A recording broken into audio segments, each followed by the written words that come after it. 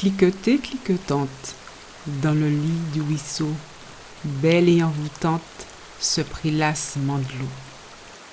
Mes relations avec la rivière, monsieur, mais je sais pas, c'est une relation presque d'amour.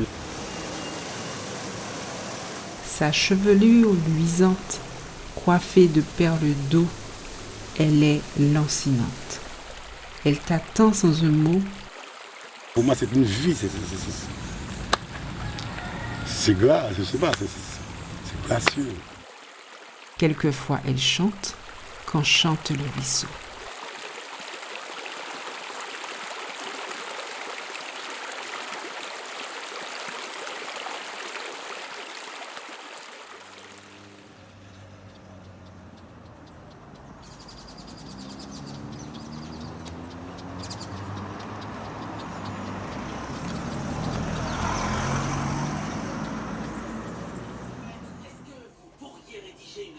Qui reprennent la proposition que Mauricio vient de me faire à l'instant.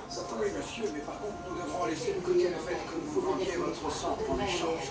Je suis au courant que c'est un délit, mais je doute que Mauricio ait quelque chose à retirer. Cette rivière s'appelait l'eau découpée aussi.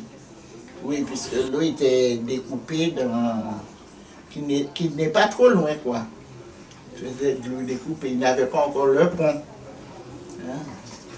J'aimais bien, puis si on prenait depuis le vent près du pont de Dillon, et puis on descendait toute la rivière avant de prendre Volga, et puis on remontait.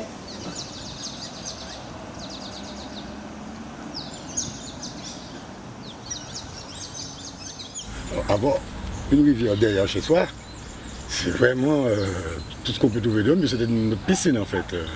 On sortait de l'école, on tombait dans la rivière.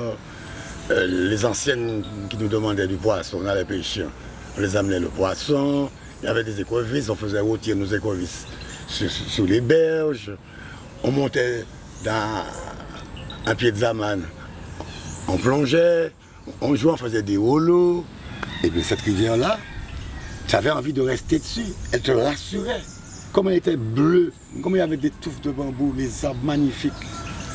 Quand j'étais en dessous, depuis que j'aime l'eau et la nature.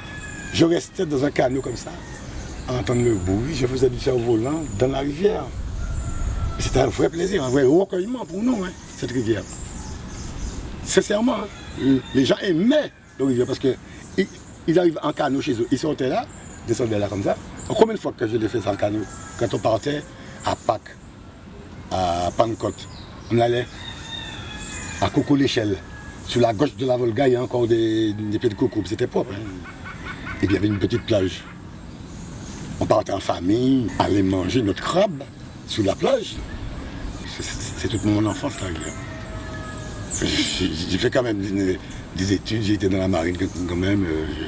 Mais dès que je revenais, j'étais dans ma rivière. Lorsque j'étais toute petite, j'allais à la rivière pour laver mes linges. Sur une grosse roche, on mettait le linge, on frottait, on passait du savon dessus, gros savon, on frottait, on mettait à la blanière et puis on rinçait après. On allait même jeter nos besoins.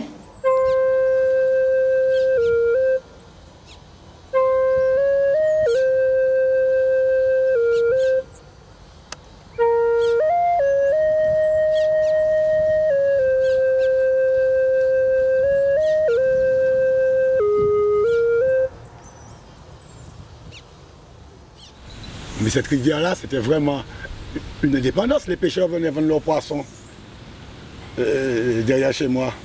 L'eau avait un niveau. Il y avait du tirant. On pouvait naviguer sur cette eau. Il y avait du poisson. Avant de finir de laver, je faisais une petite pêche parce que j'aimais ça. J'aimais pêcher. Oui. Je passais ma main sur les pierres pour pouvoir prendre les écrevisses. Et les anguilles. Je ne vous ai même pas parlé des anguilles. Des 4 gros anguilles. J'allais pêcher avec un monsieur là, monsieur Mano. Le gars plongeait sur des racines de bambou. Bouche plein de biche, plein de poissons. Il ça. il y avait à manger dans cette rivière, je sais pas. Et des wassoufs. On appelle ça, nous on appelle ça des habitants. Et les plus gros, en tout cas des grands bois, comme des grands bois. Mais c'est des crevettes longs comme ça. Hein. Tout a disparu.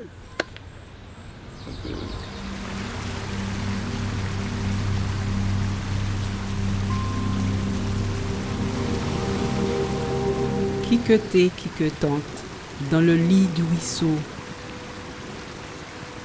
belle et envoûtante, se prélassement de l'eau.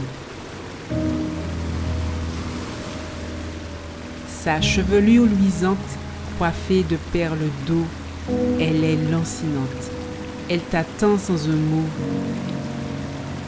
Quelquefois elle chante, quand chante le ruisseau.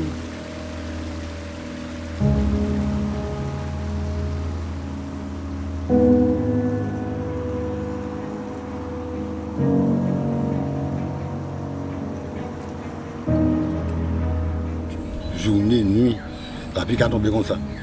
Et puis le lendemain, la rivière avait laissé son lit. La rivière était rentrée à Dillon, à Volga. On n'a même pas parlé de Volga. Parce que c'est Volga qui est ici, mais plus bagaille. Plus. Et bon.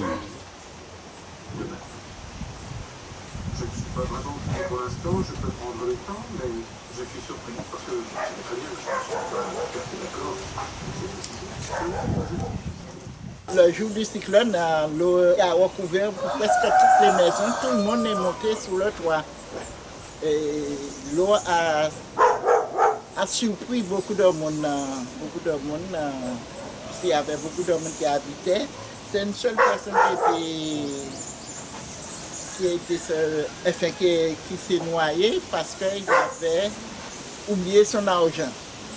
Lorsqu'on a essayé pour le sauver, on ne pouvait pas, alors là, l'eau est partie avec. Moi-même, j'ai laissé la maison. Puisqu'il y avait de l'eau. Je suis arrivé près d'un... Je suis arrivé de chez une dame. Et la dame me disait, mon Dieu, madame, avec l'enfant sur vous, entrez. Et vous êtes dans la pluie, entrez. Et puis un petit moment, on était obligés de monter sur le toit. Tout le monde c'était dans une famille, on était obligés de nous mis sur le toit. Et puis c'est vers 5 heures du matin, on s'est réveillé pour voir toutes les maisons. On voit toutes les voitures qui descendaient sans chauffeur, voitures, serpents et des bœufs.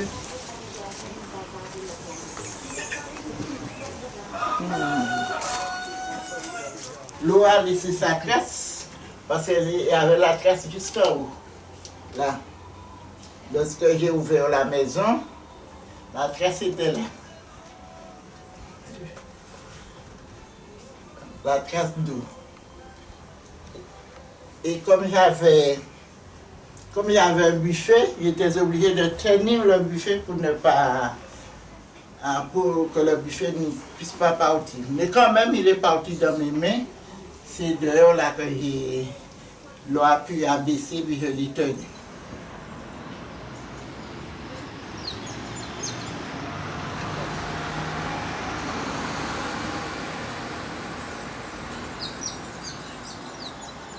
C'est une des plus grosses catastrophes qu'on a connues. Mais c'est la faute à qui? C'est la faute à moi. C'est la plus grande cité de la Caraïbe a été construite avec une sortie. Par là où on entrait, c'est par là qu'il fallait sortir. Et comme la rivière avait évidemment fait son travail avec du bambou, des vieux arbres, des arbres déracinés, ça a tout bouché, je ne sais pas comment, ils auraient pu sortir. C'était presque devenu un piège d'eau à montrer que c'est pas comme ça qu'on construit des cités. Il faut réfléchir.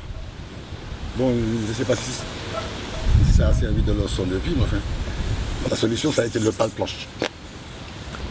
Et après, ce qu'ils ont fait, ils ont cimenté le fond. Et quand on cimente le fond d'une rivière, vous tuez la rivière, ça devient un canal. D'une rivière, c'est passé à canal. Puisque les poissons, comme ils peuvent tout reproduire, qu'est-ce qu'ils font? Ils meurent. Cette rivière a été massacrée.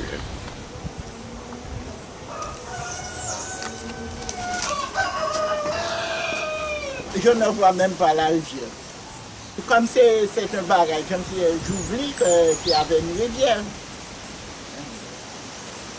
Si on a envie de voir une rivière très belle dans notre commune, on ne peut pas se plaindre comme auparavant, du tout.